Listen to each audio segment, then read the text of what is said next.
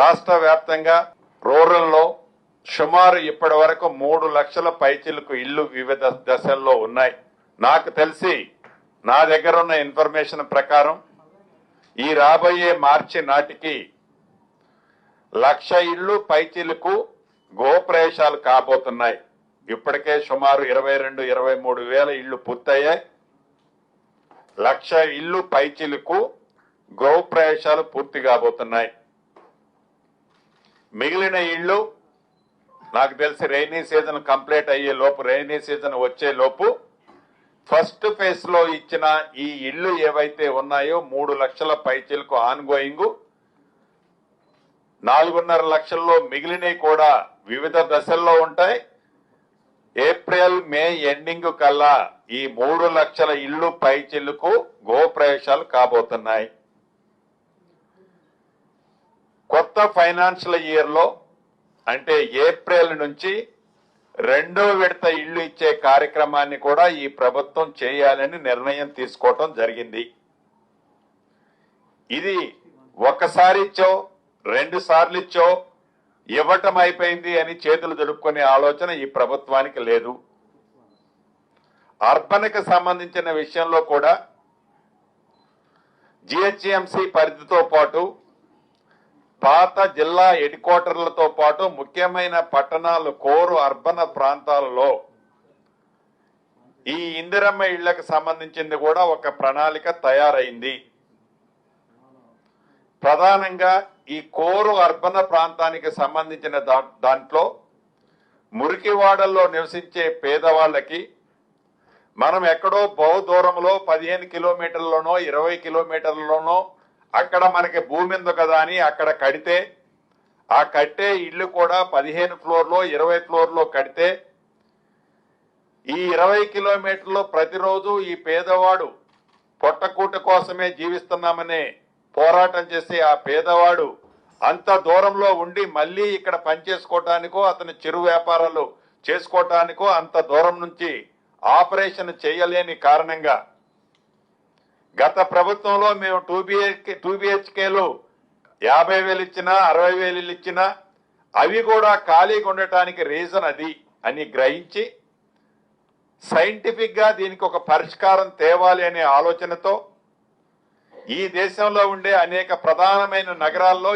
ఎలా వాటిని షార్ట్అవుట్ చేస్తున్నారు, లైక్ బొంబాయి, బెంగళూరు, ఢిల్లీ లాంటి ప్రాంతాల్లో ఎలా చేస్తున్నారు అనేది ఒక సైంటిఫిక్ సర్వే కూడా చేపించి అలా అక్కడ పరిష్కారం పాజిటివ్ గా ఎలా చేయగలిగారు ఆ పేదవాళ్ళకి అనేది రిపోర్ట్ కూడా తెప్పించుకున్నాం.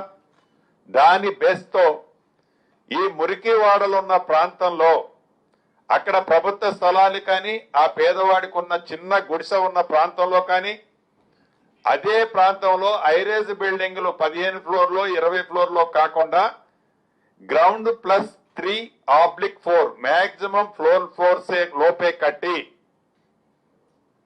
ఆ పేదవాడు పొద్దున్నే లెగటంతోనే తన చిరు వ్యాపారం కానీ ఏదైనా చిన్న కంపెనీలోనో ఆ ప్రాంతంలో తన జీవనోపాధికి చేసుకునే వసతులు కల్పించే ప్రాంతంలోనే ఇల్లు ఇవ్వాలనే ఆలోచనతో ఈ ప్రభుత్వం అటువంటి ప్రణాళికతో రాబోయే రోజుల్లో ఒక క్లారిటీ ఇవ్వనుంది. రూరల్ ప్రాంతంలో ఏవైతే ఈనాడు ఇళ్లు కడుతున్నామో అర్బన్ ప్రాంతానికి సంబంధించిన ప్రణాళికని అతి కొద్ది రోజుల్లో ఈ ప్రభుత్వం ప్రకటిస్తుంది.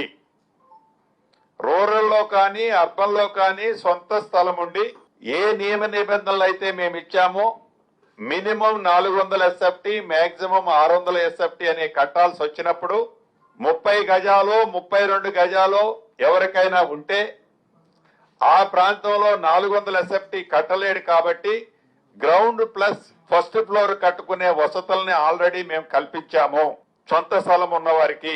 ఇలా హౌసింగ్ సెక్టర్ ఇందిరమ్మ ఇళ్లకు సంబంధించిన దాంట్లో రూరల్ తో పాటు ఈ ప్రభుత్వం అర్బన్ లో నివసించే వాళ్ళకి అన్ని వసతులతో కూడుకున్న ఇందిరమ్మ ఇళ్లు ఇయ్యాలన్నదే ఈ ప్రభుత్వం యొక్క ఆలోచన. ఆ దిశలో రాబోయే రోజుల్లో అర్బన్ కి సంబంధించిన ప్రణాళికని ప్రకటించడంతో పాటు కార్యరూపాన్ని కూడా దాల్చే కార్యక్రమం ఈ ప్రభుత్వం చేపడుతుంది. వీటితో పాటు గత ప్రభుత్వంలో 2 BHK కింద కొన్ని కట్టారు. ఆ 2 BHK కింద కట్టి మౌలిక వసతులు లేక కొన్ని కొల్లూరు పరిసర ఎగ్జాంపుల్ చెప్తున్నాను. కొల్లూరు పరిసర ప్రాంతాల లాంటి ప్రాంతాల్లో కొన్ని కట్టి కొన్ని మౌలిక వసతులు లేని కారణంగా కొన్ని ఇందాక నేను చెప్పినట్లు కోర్ హైదరాబాదు ఈ మురికి కుంపలో నివసించే పేదవాళ్ళకి అక్కడ ఇచ్చామని చెప్తే ఆ పేదవాళ్ళు ఈ మురికి కుంపలో ఉండటానికి ఇష్టపడుతున్నాడు కానీ ఆడికి పోవడానికి ఇష్టపడిన ఇల్లు అసంపూర్తిగా పూర్తయిన ఇల్లు వాటన్నిటిని కూడా సుమారు 700 కోట్ల పైగా ఇప్పటికే వెచ్చించి ఏవైతే ఎలకేషన్ కానీ ఏవైతే ఎలకేషన్ అయి పొజిషన్ తీసుకొని వాటిని కూడా ఎలకేషన్ అయి ఉన్న అటువంటి వాటిని మళ్ళీ రీ అలాట్ చేసి ఆ పరిసర ప్రాంతాల్లో ఉండే వాళ్ళకి ఆ ఇన్ఫ్రాస్ట్రక్చర్ డ్యామేజ్ కాకుండా ఉండే విధంగా ఇళ్లు వాళ్లకే ఎలకేషన్ చేసే కార్యక్రమం ఇప్పటికే చేపట్టాం. ఆ ప్రాంతంలో ఉన్న వాళ్ళకి వాటిని అలాట్ చేస్తున్నాం. రిమైనింగ్ బ్యాలెన్స్ స్ట్రక్చర్స్ ని కూడా తప్పకుండా రాష్ట్రంలో మిగతా అర్బన్ ఏరియాలో ఉండే ఆ 2 BHKలను కూడా పూర్తి చేస్తామని మీ ద్వారా రాష్ట్ర ప్రజానీకానికి తెలియజేస్తున్నాం. వీటితో పాటు పూర్ పీపుల్ కి చాలా క్లారిటీ ఈ ప్రభుత్వానికి ఉంది. మిడ్ క్లాస్ ప్రజలకి చాలా కోర్ అర్బన్ ఏరియాలో ఇబ్బంది పడుతున్నారు.